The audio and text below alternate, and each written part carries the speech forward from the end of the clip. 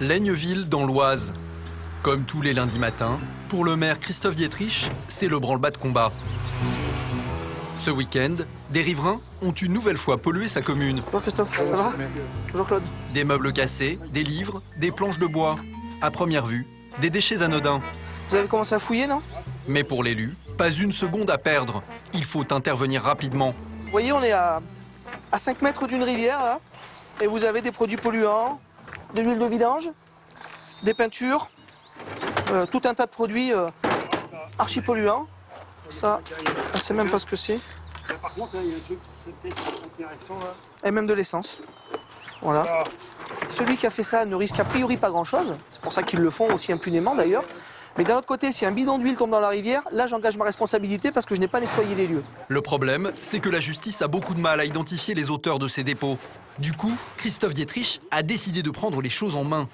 Avant de devenir maire, il était policier, une expérience dont il a gardé certains réflexes. Donc on va essayer de voir si dans un des déchets, on a des documents qui vont nous permettre d'avoir un nom, une adresse ou quelque chose qui vont pouvoir commencer à nous faire dérouler la pelote de laine, tout simplement. Cette fois-ci, l'indice, il le trouve en quelques secondes, dans cette boîte. Ah, ça c'est plus intéressant. Bingo. C'est-à-dire que là, on a une facture, on a un nom et une adresse, et on a un numéro de téléphone. L'enquête peut commencer. Christophe Dietrich réalise très vite que les contrevenants n'habitent plus à l'adresse retrouvée sur la facture. Par contre, le numéro de téléphone, lui, fonctionne toujours. Ok. Pour savoir où habitent les coupables présumés, le maire va ruser. Je vais appeler en disant que c'est la CAF qui appelle et qu'on a envoyé un courrier à cette adresse qui nous est revenu non parvenu. Oui, bonjour. Bonjour. Madame, excusez-moi de vous déranger, c'est la caisse d'allocation familiale de Creil à l'appareil. Je me permets de vous appeler parce qu'on vous a envoyé il y a quelque temps un courrier à votre adresse. Et ce courrier nous est revenu avec personne à l'adresse indiquée. Ou est-ce qu'éventuellement vous pourriez nous donner une adresse? Oui, bien sûr. C'est ça. Je vous remercie madame, je vous souhaite une bonne journée, au revoir. Ça vous pose pas de problème de mentir? Le fait que je ruse un petit peu pour essayer d'avoir un renseignement, je considère que ça ne porte atteinte à rien du tout. Enfin muni de la bonne adresse, il y donne rendez-vous à ses équipes. Vous stockez tout ici? But de la manœuvre, rendre à leurs propriétaires les déchets qu'ils ont abandonnés. Un retour à l'envoyeur, devenu la signature du premier magistrat de la ville. Pas là, mettez-le plutôt là, que j'en puisse rentrer quand même. Et pour leur expliquer sa méthode, le maire leur a préparé une petite enveloppe. Donc là, ils sont absents, donc du coup, je leur ai mis une lettre avec tous les éléments qui nous ont permis de remonter jusqu'à eux, avec les photocopies des factures, de tous les éléments qu'ils ont eus. C'est signé, ils savent où me joindre, donc il n'y a aucun problème par rapport à ça. Une heure plus tard, les propriétaires rentrent chez eux, loin d'imaginer que devant leur portail, une surprise les attend. On est étonné de voir ça là, c'est pour ça qu'on arrive là. Bah oui. On a demandé de l'aide d'une personne pour nous aider à enlever, vider un garage. Et la personne a été mettre à la nature tous les déchets. En quelques mois, grâce à sa méthode expéditive, l'élu aurait réduit de 90% les dépôts sauvages sur sa commune. Pneus, pare-chocs, mobilier, emballage, chaque Français produit en moyenne 15 tonnes de déchets par an. C'est 2 fois plus qu'il y a 50 ans. Des détritus qui polluent la planète, mais qui peuvent rapporter gros. Téléphone portable, ordinateur, des usines ont trouvé la formule magique pour transformer littéralement ces appareils usagés en or. Ça fait rail. Aujourd'hui, pour certains, faire les poubelles est devenu un business. Et un euro 20, c'est beau. 1,20 €? Ouais. Et pour gagner toujours plus, certains n'hésitent pas à braver la loi. Vol dans les déchetteries. Ils arrivent à faire sauter et à voler. Détournement des circuits légaux de recyclage. Donc là, vous avez un compresseur qui contient du R12. C'est toxique. Nos vieux appareils ménagers font l'objet d'un vaste trafic international. Pour vous, c'est parfaitement légal ce que vous avez fait. Est-ce que j'ai dit que c'était légal? Les nouveaux escrocs gagnent de l'argent grâce à des ordures dont personne ne veut. C'est le cas des déchets du BTP. Pour s'en débarrasser, les professionnels doivent payer jusqu'à 130 € la tonne. Alors, pour économiser, certains entrepreneurs malhonnêtes ont recours à des pratiques illégales. Là, ça, c'est 2 camions qui viennent de décharger illégalement. Ils payent des agriculteurs pour décharger leurs poubelles dans des champs. De véritables décharges à ciel ouvert, dangereuses pour l'environnement et pour la santé des riverains. Non mais on est où? Dans le Var ou on est dans une république bananière? Des pratiques connues de tous, souvent impunies. Moi, ça m'écœure, franchement. C'est écœurant. Au beau milieu de vignes classées, nous avons même découvert des déchets de la Marine nationale qui proviennent tout droit d'une base militaire française. Et ils vont juste les stocker ici ou ils vont en faire quelque chose? Vous êtes des fouteurs de merde. Qu'est-ce que c'est ce bordel? Qui sont ces personnes qui s'enrichissent avec le contenu de nos poubelles? Que font les pouvoirs publics? Enquête dans les coulisses pas très propres du business très juteux des déchets.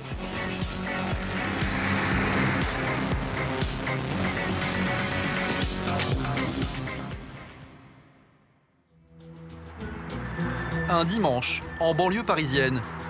Il est 18 h, l'heure pour les franciliens de déposer leurs encombrants en bas de chez eux. Imprimante, machine à laver, ordinateur, chauffe-eau, les trottoirs se remplissent de déchets volumineux qui seront ramassés le lendemain matin par les services municipaux, à moins qu'ils ne soient interceptés avant. À Vincennes, nous rencontrons Bizza. Ce Roumain de 44 ans est un professionnel des déchets. Comme des milliers de personnes en France, il s'est lancé dans la collecte des encombrants. Ce soir-là, il vient de dénicher un trésor. Toute une batterie de cuisine en inox déposée par un restaurateur voisin. Bon, la ferraille, c'est pas chez 10 centimes kilo. Dans le milieu des encombrants, il existe une règle sacrée. Premier arrivé, premier servi. Mais impossible pour Bizza de tout emporter sur son vélo. Alors, sans perdre une seconde, il appelle du renfort. Vous appelez qui, là? Mon ami Dema, Romani. C'est paro inox aussi. Il y a 10 kilos. En attendant le camion, Bizza doit rester sur ses gardes. Car ce soir-là, à Vincennes, ils sont des dizaines comme lui à traquer les vieux objets en ferraille. Ça va, t'as fini des plats. C'est la guerre un peu parfois pour défendre son territoire? Oui. Au bout de quelques instants, les partenaires de Bizza arrivent enfin. C'est ce camion blanc garé en face, de l'autre côté du trottoir. Seul problème, au même moment, une camionnette rivale arrive. Et son chauffeur aimerait bien mettre la main sur la cargaison de Bizza.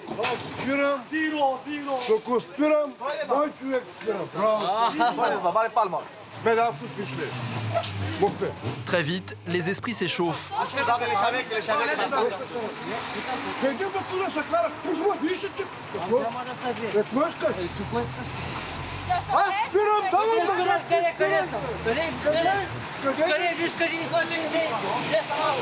Malgré les menaces, Bizza et ses collègues ne lâchent rien.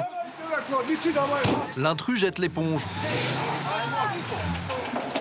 Il est temps de charger le butin dans la camionnette. Et visiblement, ce n'est pas la première prise de la soirée.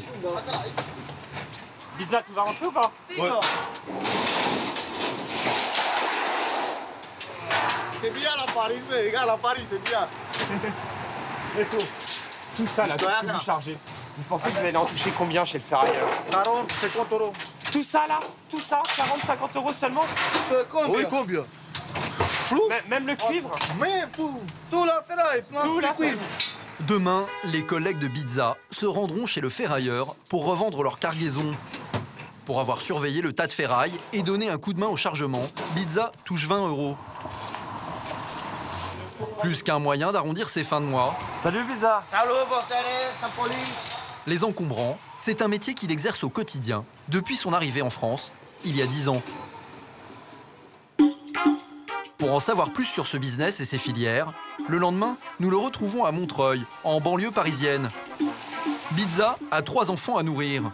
Dans sa situation, la revente de ferraille, c'est du pain béni.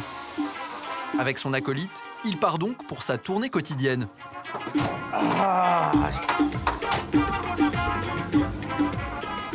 Qui n'a pas de travail, je fais travail un peu de la ferraille. Je fais un peu d'argent pour les enfants, pour les manger. C'est ça, c'est bien. Pour gagner de quoi vivre, Bizza ne peut pas attendre les collectes d'encombrants qui ont lieu une fois par semaine ou une fois par mois. Frigo. Pour trouver des déchets à revendre, il doit sillonner les rues pendant des heures à la recherche du Graal. C'est bon. Hey, c'est propre. C'est cadeau, ça. C'est propre. Comment tu fais pour trouver les endroits où il y a des choses comme ça? Faire la roule, passer... C'est fait pour tout. Avec ce réfrigérateur, Bizza espère toucher 2 euros. Trop juste pour aller tout de suite chez le ferrailleur. Alors les deux amis poursuivent leur chasse. Qu'est-ce que c'est ça, Bitsa? Ça, c'est ferraille. C'est 1,20 €, c'est beau. 1,20 €? Ouais. Ça, c'est 1,20 € chez Ferrailleur? Pour eux, pas de petites prises. Tout est bon à prendre. Et aujourd'hui, ils vont avoir de la chance. C'est un ballon. Ah oui, c'est C'est beau. Super pizza. Qu'est-ce que vous avez trouvé là? ballon. Ne donne Dio Magno. Que parle Magno, Dio te donne manger, argent, force, travail bien. De Dio donné, je t'ai dit. Caché sous un Porsche, un ballon d'eau chaude. Une pièce volumineuse, très lourde, dont ils vont pouvoir tirer un maximum. Enfin, presque. C'est quoi un kilo de pizza? Oui. Un kilo, c'est 3 €. 3 € qu'ils auront gagnés à la sueur de leur front. Vas-y, pizza. Vas-y, pizza. Super pizza. Allez-y. On y va. Au bout de 2 heures, le camion est plein. Direction le ferrailleur, un marchand de métaux avec lequel les deux équipiers ont l'habitude de traiter. Déchargés un à un du camion, les objets sont triés en fonction de leur nature. D'un côté la ferraille, de l'autre l'inox, plus cher. Vient alors le moment préféré de Bitsa, la pesée. 124 moins 47, jeune homme. D'accord. 80 kg d'inox, auxquels s'ajoutent 200 kg de ferraille. Direction le bureau du patron pour la paie. Voilà, jeune homme, ça te fera 70,70 €. Combien? 70,70. Je sais pas. 007, tiens. T'es content, Pizza? C'est bien ou pas? 7. Voilà. C'est bien ou pas? Est-ce qu'on a vu le Romani film bien? C'est une bonne journée ou pas? Hein? C'est une bonne journée? T'es content ou pas? Oui, contenez. C'est plus que ce que tu croyais ou c'est moins? Ça, c'est bien pour aujourd'hui. Ce business de récupération et de revente des encombrants est légal. Allô, bonjour? Grâce à lui, Bitsa empoche entre 500 et 600 € par mois. Une somme modeste qui lui permet de survivre avec ses enfants. Mais grâce à nos déchets, d'autres parviennent à amasser des fortunes. Quand vous vous débarrassez de vos vieux ordinateurs ou de vos téléphones portables cassés, ils ont de grandes chances d'atterrir ici, à Anvers, en Belgique. Nous sommes chez Umicore, une entreprise de haute technologie spécialisée dans le recyclage des déchets électroniques. Dans cette immense usine, on réalise un des plus vieux rêves de l'homme, transformer nos déchets en or. Allee, lachen hè. En niet naar het vogeltje kijken hè. Thierry Van Kerkhoven a accepté de nous ouvrir les portes de ce site hypersensible. Portique de sécurité, caméras de vidéosurveillance, toutes les allées et venues sont contrôlées pour protéger au mieux les matières premières. Elles sont stockées ici, derrière ces barrières. À première vue, 2 vieilles pièces d'ordinateur sans intérêt. Mais pour Thierry Van Kerkhoven, c'est un véritable trésor. Et donc Thierry, qu'est-ce que c'est que ça? Ce sont des cartes imprimées, des cartes des ordinateurs qui arrivent ici. Et il y a de l'or dedans. Vous pouvez nous montrer, on peut le voir? Chaque mois, il reçoit 500 tonnes de cartes électroniques usagées comme celle-ci. Elles viennent du monde entier, par camion ou par cargo. Ça, c'est un exemple d'une carte imprimée avec ici des points de contact qui sont platés avec de l'or. Il n'y a pas seulement de l'or dans les cartes imprimées, mais aussi des autres métaux précieux comme de l'argent et entre 15 et 20% du cuivre.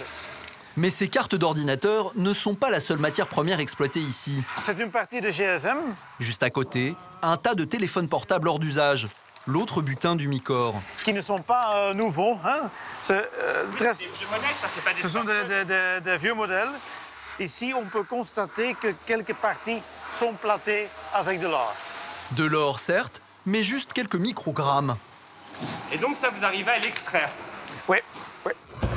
Et voilà comment ça marche. Les déchets électroniques sont d'abord broyés pour être réduits en morceaux minuscules. Plus ils seront petits, plus le processus pour les transformer en or sera facilité. Une fois en miettes, ils sont chargés dans cette gigantesque cocotte minute et envoyés dans un four à haute technicité qui isole les métaux précieux des autres matières. Une technologie de pointe, entièrement automatisée et ultra confidentielle, qui s'achève dans cette salle. En opnieuw werk aan het wegen. La plus sécurisée de toute l'usine. Nous sommes dans le coffre-fort d'Umicore. Sous vos yeux, dans cette bouteille en plastique, des petites pépites d'or issues de nos vieux téléphones et de nos vieux ordinateurs. Ici, plus ou moins 10 kilos par bouteille. Ça veut dire que c'est une valeur de plus de 350 000 euros par bouteille. Pour obtenir 1 kilo d'or, il faut environ 50 000 téléphones portables. En granules, le métal précieux est revendu aux industriels qui s'en serviront pour produire de nouveaux appareils. Mais pour ses meilleurs clients, Thierry Van Kerkhoven propose également de grands classiques comme ces lingots, qui existent en 2 tailles. Le modèle standard d'1 kilo ou le modèle XXL d'une valeur de 435 000 euros. Et c'est destiné à qui, ces lingots? C'est plutôt pour l'investissement. Ça peut être, les clients peuvent être des banques ou des institutions financières. L'an dernier, Umicore a réalisé un chiffre d'affaires de presque 3 milliards d'euros. Mais nos vieux téléphones et nos vieux ordinateurs ne sont pas les seuls déchets à avoir de la valeur. Et pour en profiter, certains sont prêts à contourner la loi. Il est 18h15. Cette déchetterie située en périphérie de Toulouse est fermée depuis à peine 15 minutes. Elle est censée être complètement déserte. Et pourtant...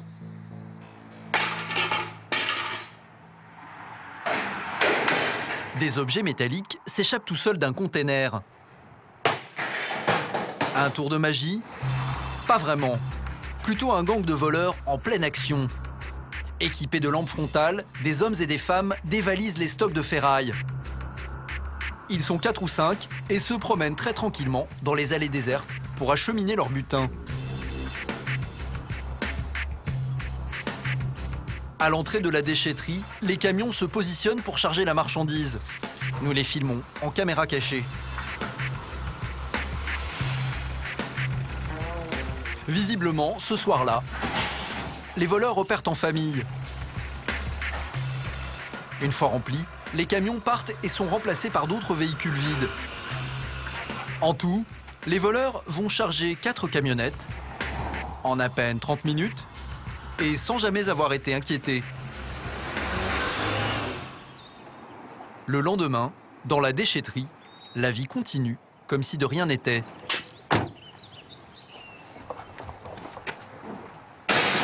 C'est pratique, hein. Ça permet de recycler, on va dire, dans un endroit approprié et ne pas jeter n'importe où. L'accès aux déchetteries est gratuit pour les particuliers. Ici, 60 000 riverains déposent en moyenne 4 700 tonnes de déchets chaque année. Une cible idéale pour les voleurs. Et ça, Joël Bouche le sait mieux que personne. Après, c'est peut-être là-haut qu'il faudra mettre. Responsable de la sécurité, il multiplie les dispositifs anti-vol dans ses établissements. Donc, on a la vidéosurveillance qui est avec caméra ici et avec un déclencheur de présence. Et avec la société de surveillance, on peut alerter de suite la gendarmerie. Un matériel de pointe, mais visiblement inefficace pour empêcher les vols. Ils se garent là, ils ne sont pas sous l'angle de la caméra et donc ils pètent le grillage en s'appuyant dessus. Donc c'est facile, ils peuvent mettre des planches, faire glisser dessus, ils plient le grillage. Et puis voilà, et nous le matin quand on arrive, on trouvait le grillage complètement plié. Ces vols à répétition par des bandes organisées, c'est le cauchemar de Joël Bouche. Les images du pillage que nous avons tournées la veille dans un de ses établissements le surprennent à peine. Là, ils sont dans la benne. Hein. Ils sont dans la benne et puis elle est par-dessus. Ils bossent comme s'ils étaient chez eux, en toute tranquillité, ils ne sont pas inquiets, ils ne regardent pas. Et le préjudice, là, pour nous, des Cossettes, il est beaucoup plus important. Vous l'estimez à combien à peu près par an À la louche, entre 200 et 350 000 euros par an. De manque à gagner pour... Bah oui, vous savez, on connaît à peu près le prix du kilo de la ferraille, là, on voit tout ce qui pique. Donc manifestement, c'est que là aussi, il y a une filière qui est importante. Une nouvelle fois, Joël Bouche portera plainte pour vol de ferraille. Le responsable de la sécurité essaie en permanence d'améliorer son dispositif, et notamment sur un type de déchet en particulier, les vieux réfrigérateurs. Chaque soir, il les met dans ce container qu'il verrouille à double tour avec une barre en acier. Et on tourne pour la visser, et ça bloque. Et elle rentre dans l'autre porte et comme ça, c'est sécurisé. Et ce n'est pas tout. Au cas où des voleurs parviendraient quand même à dérober ces appareils, il les marque à la bombe. D3E pour déchets d'équipements électriques et électroniques. Le sigle D3E dessus. Et à quoi ça sert ce sigle alors? Ce qui permet d'avoir la traçabilité et d'éviter que les ferrailleurs l'acceptent. C'est-à-dire que quand ce frigo marqué D3E arrive chez un ferrailleur, il ne peut pas l'accepter. Si Joël Bouche prend tant de précautions, c'est que pour l'environnement, ces frigos usagés sont de véritables bombes à retardement. Dans les frigos, vous avez en bas un élément qui est un compresseur, en fait, qui est lourd et qui a une valeur marchande importante. Donc souvent, on trouve le compresseur coupé à ce niveau-là. Ces compresseurs, même usagés, peuvent servir à réparer de vieux frigos. Mais en les arrachant sans précaution, les voleurs n'ont pas conscience des risques qu'ils prennent pour leur santé et pour l'environnement. Car les réfrigérateurs contiennent des gaz toxiques extrêmement dangereux. Pour les dépolluer, une quinzaine d'usines spécialisées ont été créées ces dernières années. Comme ici, dans le Val d'Oise. Ces usines sont financées grâce à l'éco-participation que vous payez lorsque vous achetez un appareil neuf. Chaque jour, 1 millier de réfrigérateurs en fin de vie y sont traités. Tout se passe sur cette chaîne. Un à un, les frigos vont passer entre les mains expertes de ces ouvriers. Grâce à ce piston, ils extraient le gaz ou liquide frigorigène contenu dans le compresseur. Une fois prélevé, ce liquide à haut risque est confiné et neutralisé dans cet immense cylindre. Une substance 11 000 fois plus polluante que le CO2 de nos pots d'échappement. Leur nom, R12 ou R134A. Des gaz nocifs qui, s'ils sont libérés, provoquent des asphyxies et détruisent la couche d'ozone. Antoine Bouillant est le responsable du site. Des usines comme celle-ci, il en pilote 11 dans toute la France. Alors, le gaz, c'est un gaz à effet de serre, donc forcément qui est dangereux pour la planète, pour l'humain aussi. C'est pour ça qu'une phase de dépollution ici est vraiment nécessaire. C'est un enjeu crucial pour la filière et c'est pour ça qu'ici, on a vraiment des opérateurs qualifiés pour faire cette phase. Seul problème, à peine la moitié des réfrigérateurs achetés en France rejoignent effectivement les usines de dépollution. En tout, ce sont donc plus d'1 million d'appareils qui se retrouvent dans la nature chaque année. Alors, que deviennent-ils? Pour le savoir, pas besoin d'aller bien loin. Les voleurs les revendent sur le net. En quelques clics, n'importe qui peut se procurer des compresseurs usagés. Un vaste trafic à destination de l'Afrique. Là-bas, les compresseurs sont très demandés. Ils sont utilisés comme pièces de rechange pour réparer des frigos hors d'usage. Sur les sites spécialisés, nous trouvons des dizaines d'annonces de professionnels qui proposent de les revendre ou de les acheter sans aucune garantie sur leur provenance ou sur leur dépollution. Pour en savoir plus, nous avons contacté l'un de ces revendeurs qui travaille avec l'Afrique. Je vous appelle parce que j'ai vu votre annonce pour des compresseurs de frigo et ça m'intéresse. Des compresseurs Mmh. Vous en voulez combien, monsieur? Vous pourriez en avoir combien au maximum? À peu près dans les 500 comme ça. Et vous les vendez combien? Le compresseur, on le fait à 8 €. D'accord. Et au Cameroun, vous avez une idée du prix où je pourrais les revendre? Ouais, vous pourrez le revendre à peu près 10-12 € comme ça. D'accord. C'est des compresseurs qui viennent d'où? Comment vous les avez récupérés? Les compresseurs, on fait, disons, la collecte des frigos qui ne fonctionnent plus, quoi. Difficile d'en savoir plus sur la façon dont sont récupérés ces compresseurs. Mais une chose est sûre, avant de partir pour l'Afrique, ils ont de grandes chances de passer par ici. Nous sommes au port du Havre. Ce matin-là, une équipe de douaniers a intercepté ce container rouge à destination du Cameroun. Si vous pouvez donc sortir les marchandises du conteneur, s'il vous plaît. À l'intérieur, une véritable caverne d'Ali Baba. Des tapis, une voiture et même une pile de chaises. Mais ce ne sont pas ces objets qui intéressent les douaniers. Au fond du container, ils découvrent en effet un stock très important de déchets d'équipements électriques. Parmi eux, une dizaine de réfrigérateurs et des compresseurs cachés un peu partout. Ça, c'est considéré comme des D3E, déchets électriques et électroniques. Ça c'est une partie. Mais l'essentiel du stock se trouve un peu plus loin, au milieu de tous les déchets que les douaniers ont sortis du container. Et là, donc en plus, dans les congélateurs, vous aviez en plus les compresseurs de frigo. En tout, il y en a près de 200, soit environ 2400 € à la revente. Et tous contiennent encore ce fameux gaz toxique, nocif pour l'environnement et pour l'être humain. Ces compresseurs de frigo, donc pour certains, contiennent du gaz R12. Et donc c'est totalement interdit à l'exportation puisque ce sont des gaz appauvrissant la couche d'ozone. L'an dernier, les douanes ont saisi plus d'une centaine de containers en partance pour l'Afrique. Un vaste trafic à l'international. Mais au cœur des campagnes françaises, d'autres déchets, a priori sans valeur, font également l'objet d'un business florissant et complètement illégal. L'arrière-pays varois, à quelques kilomètres de Toulon. Une région réputée pour sa douceur de vivre, le plus bel endroit au monde selon Robert Durand. Mais depuis quelque temps, l'enfant du pays ne cache plus son inquiétude. Là. Qu'est-ce que c'est ça, c'est 2 camions qui viennent de décharger. Tous les camions que nous croisons, qui sont vides, étaient chargés de déchets du BTP et ont déchargé illégalement. Dans la région, c'est une véritable gangrène. Des décharges sauvages défigurent chaque jour un peu plus le paysage. Là, on est sur une superbe décharge illégale en pleine forêt. Aujourd'hui retraité et président d'une association de défense de l'environnement, Robert en a fait son cheval de bataille. Et pour cause, toutes les semaines, il découvre de nouvelles décharges comme celle-ci. Des tonnes de gravats disséminées en pleine nature, avec vue imprenable sur mer. Mais Robert a voulu nous dévoiler un phénomène qui l'inquiète davantage. Un scandale en plein milieu de vignes classées.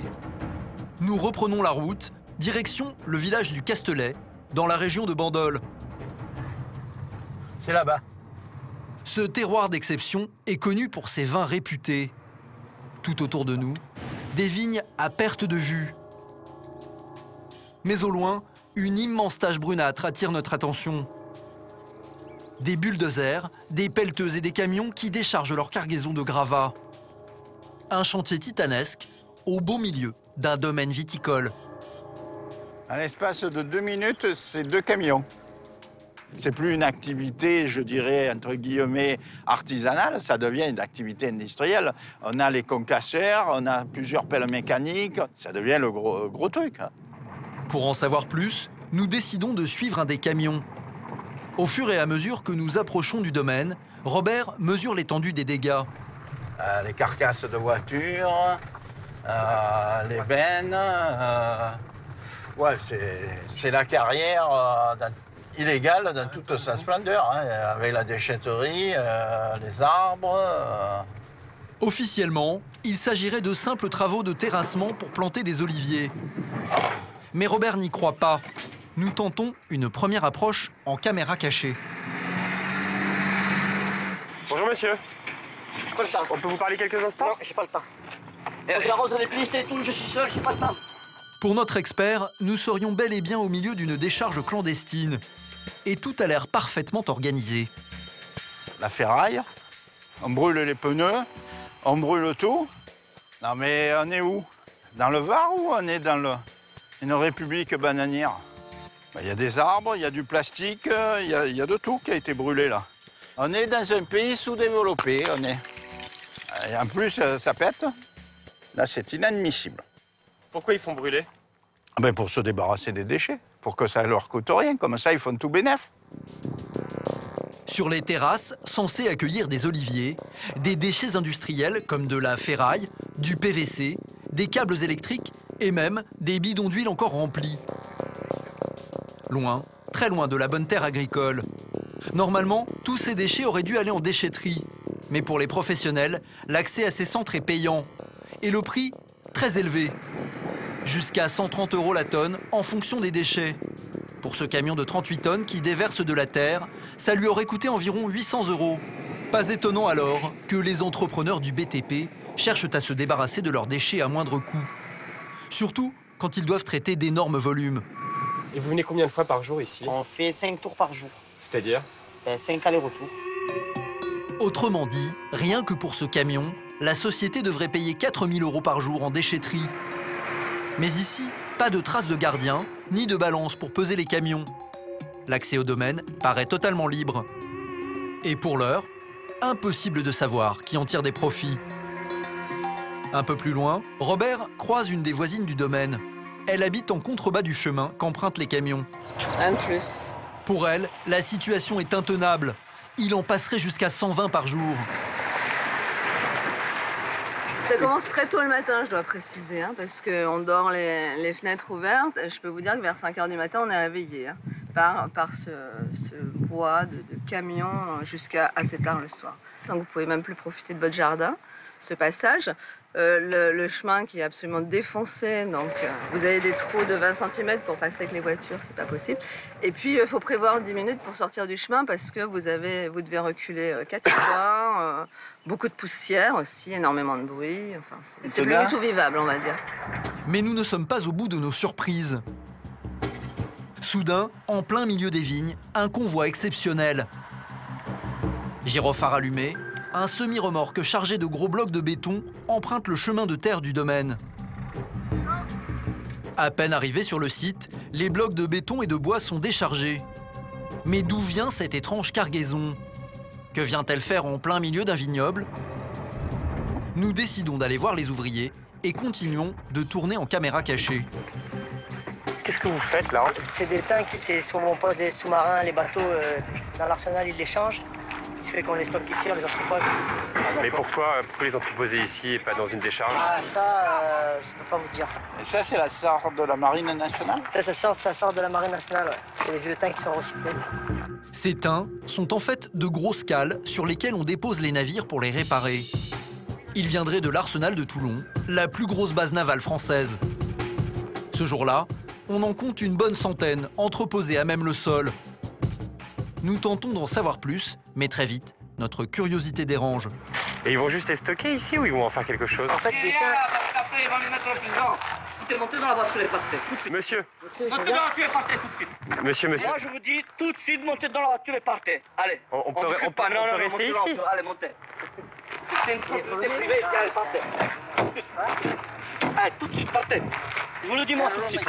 Partez, s'il vous plaît. Ça marche. Et si jamais on voudrait juste contacter le propriétaire, vous savez qui c'est ou pas? Non, on n'est pas des balances. Allez, montez dans la voiture, partez. On sait pas. Vous savez pas qui est le propriétaire ici? Non, on sait pas.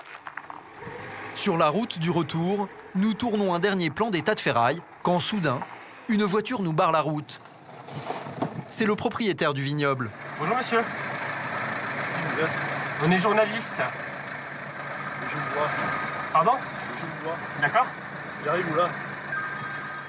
Prévenu par les ouvriers de notre présence, il est venu à notre rencontre. Très vite, il nous propose de découvrir ce domaine qu'il a hérité de son père. 31 hectares, avec des vignes et des oliviers. Selon lui, ici, tout serait fait dans les règles de l'art. Ces travaux n'auraient rien à voir avec une décharge illégale. Nous le filmons en caméra cachée. Là, je fais des terrassements pour planter des oliviers. Ouais. J'ai une autorisation qui a été déposée à la DTM. Mais il n'y a pas que de la terre là dans les camions, monsieur. C'est de la terre qui vient de chantier. Et là, on n'est plus dans de la terre, on est dans du déchet. C'est impossible qu'il y ait du déchet ici. C'est de la terre naturelle là-bas. Bah non, il y a du béton aussi. Où vous avez du béton? Bah, là-bas. Du béton? Ouais. Face à nous, le propriétaire affirme n'avoir rien à se reprocher. La terre employée pour faire ses terrasses serait parfaitement propre. Quant aux travaux, il aurait passé un arrangement avec l'entreprise de BTP. Comme elle ne paye pas la déchetterie, elle lui réaliserait son terrassement gratuitement. Mais ça me coûte rien. Après, eux, ils font tout gratuit parce que ce qu'ils y gagnent, c'est de se débarrasser de leur... Non, c'est pas de se débarrasser, c'est de ne pas payer des charges. Et donc, ils vous versent rien, les camions qui viennent déballer? Mais lorsque nous lui montrons les blocs de béton, le propriétaire est forcé de reconnaître qu'il n'y a pas que de la terre sur son terrain. Selon lui, ce serait l'un des entrepreneurs qui travaillent sur son domaine qui les aurait fait venir à son insu. Il m'a dit je vais entreposer quelques blocs de béton. Il m'a mis toute cette quantité. Je l'ai appelé tout à l'heure. J'ai dit, lève-moi tout ça, je ne veux plus le voir. Là, c'est bon, c'est mon prochain départ. Voilà. Le propriétaire affirme que les blocs de béton seront partis dans une semaine. D'après les ouvriers, ils viendraient directement de l'arsenal de Toulon, un des sites militaires les plus sensibles du pays, dépendant directement du ministère de la Défense. Nous avons donc appelé le service de presse de la Marine nationale pour savoir si ces déchets sont bien les leurs, et si oui, pourquoi se trouvent-ils au beau milieu d'un vignoble? On a bien eu un marché qui a été passé en janvier dernier. Ouais. Il s'agissait d'un marché de fourniture de lignes de thym pour renouveler des lignes de thym et l'enlèvement des anciens. Avec il y a un cahier des charges dans ces cas-là. Ouais. Et dans le cahier des charges, des prescriptions sur ce que le prestataire devra respecter en termes de respect des normes d'environnement, etc., etc. Nous nous sommes procuré le document relatif au marché public en question. Dès les premières lignes du contrat, il est précisé qu'il s'agit d'un marché sensible, car il porte sur des cales destinées au porte-avions Charles de Gaulle à propulsion nucléaire. Plus loin, il est expressément stipulé que la société qui s'occupera des cales devra le faire en respectant les normes environnementales. Il est même précisé qu'elles devront suivre une filière agréée de déchets. Au téléphone, nous leur apprenons que leurs déchets sont stockés sur un domaine viticole. La Marine nationale ne semble pas au courant et visiblement, ils n'ont pas l'intention d'en rester là. Quand vous parlez d'infraction, vous avez raison, parce que dans ces cas-là, nous, ce soir-là, on est en train de dire qu'on va saisir la justice. D'accord. Voilà. Pour non-respect du marché que vous avez conclu avec... Exactement. Alors, pourquoi ces cales se sont-elles retrouvées au beau milieu d'un vignoble, en contradiction totale avec les termes du contrat? Pour le savoir, nous nous sommes rendus au siège de la société chargée de leur retrait et qui les aurait elle-même déposés dans les vignes. À peine arrivés, nous tombons nez à nez avec son directeur. Et comment vous les êtes procurés en fait, ces cales? Parce qu'ils avaient des choses à évacuer, qu'on les a récupérées. Et vous avez les autorisations pour stocker tout ça ou pas? Ah oui. Et elles viennent d'où, les autorisations de la DDTM? Oui. Ça vous nous ennuierait de montrer? Vous venez à l'improviste comme ça, c'est pas très courtois. Je suis désolé, c'est parce qu'on était juste à côté de vous. Non, mais j'ai horreur de ce type d'approche. C'est des déchets qui viennent de l'arsenal en fait. Non, ce ne sont pas des déchets, monsieur. J'ai plus envie de vous répondre. Votre approche m'indispose. Vous êtes des fouteurs de merde. Qu'est-ce que c'est ce bordel-là? Je vais me mettre en colère, vous allez savoir me faire voir. Nos questions dérangent, nous n'en saurons pas plus. Désolé. Les travaux sur le domaine viticole ont débuté dans les années 90. Un chantier de presque 25 ans qui a suscité une dizaine de plaintes des riverains et des viticulteurs voisins. Alors pourquoi la mairie a-t-elle laissé faire? Nous avons voulu poser la question à la maire du village. Mauvaise nouvelle, elle ne souhaite pas répondre à nos questions. C'est sa secrétaire qui nous accueille. Nous la filmons en caméra cachée. C'est pour M6? Oui. Non, pour le moment, elle ne reçoit personne. Parce que c'est un problème important, cette histoire de déchets sur la commune. Pour le moment, elle ne veut pas parler là-dessus. La mairie refuse de s'expliquer. Pourtant, dans la région, d'autres communes connaissent des affaires similaires. Et elles, en revanche, ont décidé de prendre le problème à bras-le-corps. Leur objectif, taper fort et vite. À une centaine de kilomètres de là, dans les environs de Cannes, Tanneron, un petit village d'à peine 1000 habitants, niché sur les hauteurs du Var. Ce matin, dans la mairie, c'est le branle-bas de combat. Une dizaine d'agents d'État se sont donné rendez-vous. Ils doivent intervenir sur un terrain qu'ils suspectent d'accueillir illégalement des déchets. On part à gauche. Bon, on se trouve là, ok. Et ils n'ont pas une seule seconde à perdre. À leur tête, Serge Lautelier et Vincent Chéry, de la direction départementale du territoire. Ce sont des opérations pour lesquelles il faut aller vite. Parce que le travail de déballe, de déchargement des camions, on peut très vite aboutir à des gros volumes. Donc il faut une certaine réactivité sur le terrain pour au moins marquer le coup. Le site suspect se trouve en lisière du village, à seulement quelques centaines de mètres de la mairie. Il y a un an, cette colline était encore totalement boisée. Aujourd'hui, une partie des arbres a été coupée. À leur place, une décharge sauvage. Et elle s'agrandit de jour en jour. Pour procéder à leur constatation, Serge Letellier et Vincent Chéry doivent obtenir l'autorisation du propriétaire du terrain. Le dossier, il n'y a pas besoin. Le dossier, c'est bon. Pas besoin. Ouais, ok, je garde ça. C'est toute la difficulté de leur mission. Allez. Ils partent en éclaireur pour tenter de le convaincre. Au bout de 15 minutes de négociation, ils obtiennent son accord. En refusant la visite des agents, le propriétaire risquerait en effet d'aggraver son cas. Donc il est d'accord pour signer l'autorisation de pénétrer sur la propriété. En revanche, il ne veut personne extérieur au dispositif des DTM et UTDRE, ce qui signifie pas la presse. Le propriétaire du terrain refuse que nous suivions les agents de la DDTM. Nous tentons quand même de le convaincre de nous laisser filmer leur opération. Dehors, vous dégagez de chez moi. D'accord, je peux S'il vous plaît. Non, je ne veux pas vous parler, dehors. Le propriétaire est très remonté. Il faut dire que la journée commence mal. Vincent Chéry et Serge Letellier relèvent en effet une cascade d'infractions. Il y a du déchet, du BTP, de manière claire et avérée, des morceaux de tuiles, de plâtre, de carrelage, des traverses de SNCF, des traverses de liaison ferroviaire, des sacs poubelles. Sacs poubelles, exact. Verdict, pour les agents de la DDTM, nous sommes bel et bien en présence d'une décharge illégale. Et elle doit cesser immédiatement. Déjà, la première chose qu'on lui demande de manière immédiate, c'est de stopper. Et une fois qu'on aura les PV, on envoie tout au parquet. Ouais. Ce sera ensuite au procureur de décider des suites de l'enquête. Le propriétaire du terrain, lui, se dit victime d'une société à laquelle il aurait commandé de la terre et qui y aurait dissimulé à son insu des gravats. Pour le vérifier, nous avons décidé de mener notre propre enquête. Un mois plus tard, nous sommes de retour à Tanneron. Et visiblement, rien n'a changé. Sur la décharge sauvage, l'activité continue. Sous nos yeux, un ouvrier déverse dans le vallon des gravats qui viennent tout juste d'arriver. Ah bah. Ouf. Pour les riverains, c'est un spectacle désolant. Bonjour. Jean-Paul.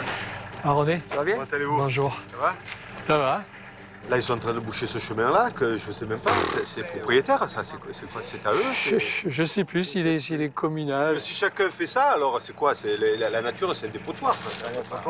Moi, ça m'écoeure, franchement. C'est écœurant. Mais d'où viennent donc ces déchets? Quel entrepreneur ose agir avec autant d'impunité? Pour le savoir, nous avons décidé de suivre ce camion. Après 40 minutes de route, il nous mène à un chantier situé sur les hauteurs de Cannes. Une villa en construction. Sur place, nous trouvons le nom de la société chargée des travaux. Nous la contactons aussitôt pour prendre rendez-vous. Nous nous faisons passer pour des clients qui avons besoin d'un devis pour nous débarrasser de déchets issus d'un chantier. C'est un septuagénaire qui nous reçoit. Bonjour. Victor, comment allez-vous? Bonjour. Et c'est vos locaux ici? Parce que... Heureusement qu'il y a un nom de votre société, parce que... Non, mais nous, on est très discret. C'est vrai? On vous suit. Dans son bureau, nous lui soumettons notre chantier avec des gravats à enlever et nous lui demandons une estimation de ce que ça coûterait pour nous en débarrasser. Merci. Merci beaucoup. Les camions, ça varie entre 450 et 600 € le camion. Chargé, évacué. Les batteries comprises. Environ 500 € le camion, c'est le prix du marché. Sur cette somme, la moitié est normalement destinée à payer la déchetterie. Mais si les déchets terminent comme les autres en décharge illégale, les 250 € tombent directement dans les poches du patron de l'entreprise. Et nous allons apprendre que l'homme en face de nous n'en est que le simple gérant. Moi, je suis à la retraite et je ne fais que l'administratif. Notre associé, c'est lui l'actionnaire principal. Moi, je n'ai pas mis un euro ici dedans. D'accord. C'est à lui qui appartient à la boîte. C'est qui? C'est monsieur Bouger. Nous apprenons que le véritable patron de cette société n'est autre que le propriétaire du terrain sur lequel s'est installée la décharge illégale. Il ne serait donc pas victime d'un entrepreneur malhonnête, puisqu'il semblerait que ce soit lui qui tire toutes les ficelles. En déchargeant les déchets de ses clients sur son propre terrain, sans payer les tarifs des déchetteries, il réaliserait donc des économies considérables. Nous l'avons contacté pour lui proposer un rendez-vous. Après plusieurs coups de fil, il finit par accepter de nous rencontrer. C'est un homme affable et plutôt de bonne humeur qui se présente à nous ce jour-là. Nous enregistrons la conversation à son insu. Pourquoi vous continuez malgré la DREAL? On mène que de la recherche. Je l'assure, c'est vrai. Montrez-moi les photos que vous avez. Pour lui, toujours pas question de parler de décharge illégale. Il se contenterait de rapporter de la bonne terre pour faire des remblais. Regardez, du plastique, des tuyaux, des parpaings. Peut-être qu'il y a quelques petits morceaux, mais je peux garantir, il y a beaucoup. Il y a 95% de terre. Il y a peut-être une dizaine de camions à gravat. Avant, c'était de la forêt. La forêt, c'est du mimosa. Une forêt de mimosa arrachée. Visiblement, l'environnement n'est pas sa première préoccupation. Les arbres qui sont nobles, ils sont restés. On en a vu des arbres, ils s'étaient défrichés, ils étaient... C'est du mimosa, c'est de la merde. Pour vous, c'est parfaitement légal ce que vous avez fait. Est-ce que j'ai dit que c'était légal? Est-ce que vous avez entendu dire... Non, mais chaque fois que je vous dis un truc, vous me dites mais non, mais c'est bon, j'ai le droit. Est-ce que je vous ai dit que c'était légal? D'accord. On est d'accord, c'est pas légal. Je vous ai dit que j'allais faire un permis d'aménagement pour aménager le terrain. Et je suis pas voyou. L'homme semble plutôt serein. Pourtant, ses pratiques sont punies de 2 ans d'emprisonnement et 300 000 € d'amende. Mais dans les faits, les procédures sont longues et les condamnations rares. Bonne journée à vous. Une certaine impunité règne donc dans ces affaires de décharges illégales. Retour dans la région de Bandol avec Robert Durand. Nous sommes en plein cœur de l'hiver, 6 mois après notre première visite. Au milieu des vignes, le balai des camions est toujours aussi intense. Ben là-bas, on voit très nettement un camion qui est en train de béner avec sa benne à 45 degrés qui est en train de vider. Et ça, c'est sur une nouvelle zone, ça y était pas la dernière fois? Ouais, ça y était pas là. Donc ils sont étendus? Ouais. Et ils se sont pas mal étendus, aussi bien à l'ouest qu'à l'est. Le chantier a encore gagné du terrain. Mais ce qui nous intéresse surtout, c'est de savoir si les cales de bateaux de l'arsenal de Toulon sont toujours stockées sur le vignoble. Ah non, elles sont toujours là, Elles sont toujours là. Montrez-moi. Les trucs de l'arsenal. 6 mois après leur arrivée, les blocs de béton n'ont pas bougé d'1 centimètre, alors que le propriétaire affirmait qu'il s'en débarrasserait au plus vite. Quelques instants plus tard, nous le croisons justement. Visiblement gêné, il continue de clamer son innocence. Quand j'ai découvert ça, je leur ai dit qu'ils les enlèvent. Donc c'est toujours là, mais il faut qu'ils enlèvent. On voit qu'il y a de la pluie qui est tombée dessus et que toute la pluie qui ruisselle dessus s'infiltre après en dessous. Et on voit vos vignes qui poussent à 30 mètres. Là, je vous dis, quand j'ai découvert ça, je leur ai dit que ça parte, et pour l'instant, c'est toujours là. Ça, c'est pas prévu. Déjà 25 ans que les travaux durent sur ce domaine viticole. Et même si la préfecture est saisie du dossier, personne ne semble pressé d'y mettre un terme. Malgré les multiples affaires, dans le Var, moins de 5 procès concernant des décharges illégales ont débouché sur des condamnations. Pour être sûr que justice soit faite, certains élus révoltés n'hésitent plus à employer les grands moyens. Une pelleteuse, un tracteur, 4 camions. À Laigneville, dans l'Oise, le maire, Christophe Dietrich, s'est transformé en chef de chantier. Claude, tu mets les camions comme ça. Venez là-bas, comme ça après ils reculent et repartent. Quelques jours plus tôt, l'ancien policier a découvert cette décharge sauvage. 20 tonnes de gravats du BTP déposées illégalement dans une zone protégée. Et comme il en a pris l'habitude, il va tout ramasser pour rendre à son propriétaire ce qui lui appartient. On est dans un espace boisé classé, c'est une aire de compensation et on se retrouve avec plusieurs tonnes de gravats. Vous voyez, à chaque tas correspond un camion, 2 camions, 3 camions, 4 camions, 5 camions, 6 camions. Vous avez à peu près une quinzaine de camions, là il y a une quinzaine de tonnes, entre 15 et 20 tonnes. On prend pas de risque avec la surcharge. Elle est déjà pas mal, hein. Le convoi prend maintenant la direction de l'entreprise qui a illégalement déposé ses déchets. Le maire est très fier de son coup. Pour piéger l'entrepreneur, il avait discrètement placé une caméra de surveillance sur le terrain. Voilà ce qu'elle a enregistré. Donc, vous voyez, on a des véhicules qui arrivent, 2 véhicules, dont un qui est bien rempli de gravats. Hein. Donc on voit que sur le premier véhicule, il est bien chargé et que la benne est bien pleine. Hein, on le voit bien là. On le voit faire demi-tour et repartir à vide. Voilà, avec la benne vide. Et sur celle d'après, voilà. Donc on voit les deux véhicules repartir ensemble. Mais surtout, voilà. Christophe Dietrich a filmé les plaques d'immatriculation des véhicules et identifié ainsi leur propriétaire. François, ça va? Bon, on va y aller? Quelques instants avant d'arriver à destination, il réunit ses troupes pour donner ses dernières consignes. Pas question que cette opération se termine en bagarre. Quoi qu'il arrive, on reste calme, on monte pas dans les tours et on attend de voir comment ça se passe, d'accord? Vous me laissez gérer, ok? Allez, on y va, c'est parti, merci. L'entreprise est située à 5 km de là, dans une zone industrielle. François, tu te mets en marche arrière, on va au fond là-bas. Et après les camions. À leur arrivée, l'entrepreneur est absent. Pour autant, pas de demi-mesure.